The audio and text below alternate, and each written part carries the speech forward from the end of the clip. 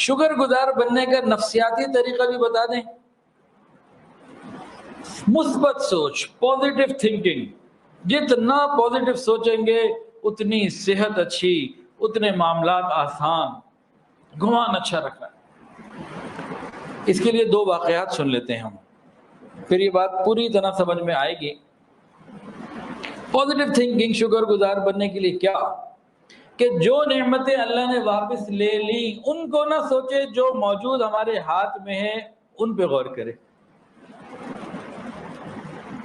وہ کہتے ہیں نا، جو ہاتھ میں چڑیا ہو اس کو پہ غور کرو، جو باہر بیٹھی ہے درخت پہ اس کو چھوڑ دو. جو ہاتھ میں ایک ہے وہ ان چند 4-6 سے بہتر ہے جو درخت پہ بیٹھی. ہاں جی، تو شکر گزار بننے کے لیے، صحت مند زندگی گزارنے کے لیے، پرسکون زندگی گزارنے کے لیے نسخہ سن لیجئے. کیا؟ جو نعمتیں واپس چلی گئیں مت سوچو، جو موجود ہیں ان پہ غور کرو. اب اس کی اندر 2 باتیں سمجھ، 2 واقعات سن لیجئے. ایک تو ہے حضرت عروہ بن زبیر رحمۃ اللہ علیہ. واقعہ کیا ہے؟ خود فرماتے ہیں کہ ایک دفعہ میں سفر میں تھا، کہیں پہ ایسا زخم لگا پاؤں کے اوپر کہ تکلیف بڑھ گئی. طبیبوں کو بلایا، سب نے غور کیا، کہا پاؤں کاٹنا پڑے گا، اس کے علاوہ کوئی چارہ نہیں. جب چارہ کوئی نہیں تو پاؤں کاٹ دیا. اب جس دن میرے پاؤں کو کاٹا گیا اسی دن میرے ایک بیٹے کو اونٹ نے لات ماری، اس کا اسی وقت انتقال ہو گیا.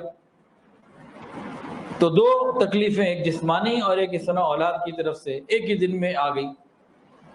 تو انہوں نے اللہ تعالیٰ کی طرف رجوع کیا، بڑے خشوع خضوع کے ساتھ اللہ تعالیٰ کی حمد کی، تعریف بیان کی اور کہا الحمدللہ علی کل حال، الحمدللہ علی کل حال.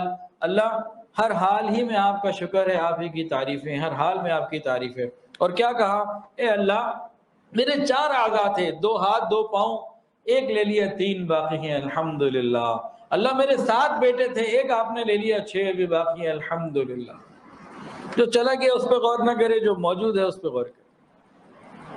ہم الٹا کام کرتے ہیں.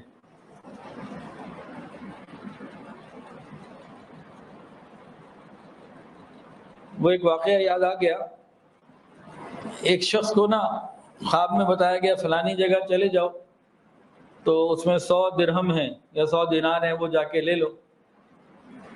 اب وہ چلا گیا، جب وہ نکالی نا جو چیز تھی جس کے اندر وہ دیگچی کوئی چیز، جس صندوق جس میں دینار تھے، نکالے تو 99.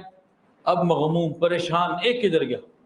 اس کو ادھر تلاش کرو ادھر تلاش کرو. اسی غم میں کئی دن رہا کہ وہ ایک کدھر گیا. جو 99 ملے اس کا شکر بھول گیا. ہم لوگوں کا بھی یہی حال ہے، وہ ایک کدھر گیا؟ مجھے تو 100 کا کہا گیا تھا، 99 بھول گیا، اس ایک نے 99 نعمتوں کو بھلا دیا. ایسا ہے کہ نہیں ہے؟ یہ ہمارا معاملہ.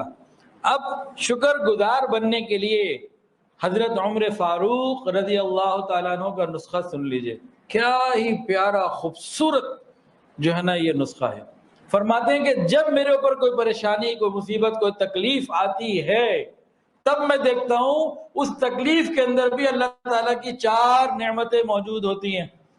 پازیٹیو تھنکنگ، مثبت سوچ، تکلیف کے اندر بھی خیر کا پہلو نکال لینا. ہم تو پوری کوشش کرتے ہیں کہ خیر میں بھی برائی کا پہلو نکال لیں، وہ تکلیف میں بھی خیر کا پہلو نکالنے والے لوگ تھے. کہتے ہیں کوئی پریشانی آ جائے اس میں بھی 4 باتیں بڑی بھلائی اور خیر کی ہیں، نعمتیں. وہ کون سی بات؟ کہتے ہیں کہ میں یہ سوچتا ہوں کہ الحمدللہ یہ مصیبت میرے ایمان پر نہیں آئی، میرے دین پر نہیں آئی، مال پر آئی ہے، جان پر آئی ہے، چلو کوئی بات نہیں، میرا دین محفوظ. اصل چیز نعمت ایمان اور دین محفوظ. دوسری بات، ارے اس سے بڑی پریشانی بھی تو آ سکتی تھی، یہ جو آئی ہے اس سے بڑی بھی تو آ سکتی تھی. مثال بخار ہوا ہے تو کینسر بھی تو ہو سکتا تھا، کینسر ہوا ہے تو موت بھی تو آ سکتی تھی. بھئی جو آئی اس سے بڑی بھی تو آ سکتی ہے. الحمدللہ اللہ تیرا شکر ہے اسی پہ ٹل گئی. تیسری بات، اس مصیبت کی وجہ سے اللہ ناراض نہیں ہوئے، اللہ راضی ہیں. پریشانی تو آئی لیکن اللہ کی ناراضگی تو نہیں آئی نا، اللہ تو راضی ہے. اور چوتھی بات، اس پریشانی کی وجہ سے میں اس ثواب کا امیدوار بن گیا، ثواب بھی مجھے ملے گا. تو دیکھیں کتنا خوبصورت معاملہ ہے کہ اتنی پریشانی کے اندر بھی 4 بڑی بڑی باتیں انہوں نے نکال لی. یہ ہے پازیٹیو تھنکنگ، اچھا گمان، خیر کی طرف آنا. اللہ یہ نعمت ہمیں عطا فرمائے۔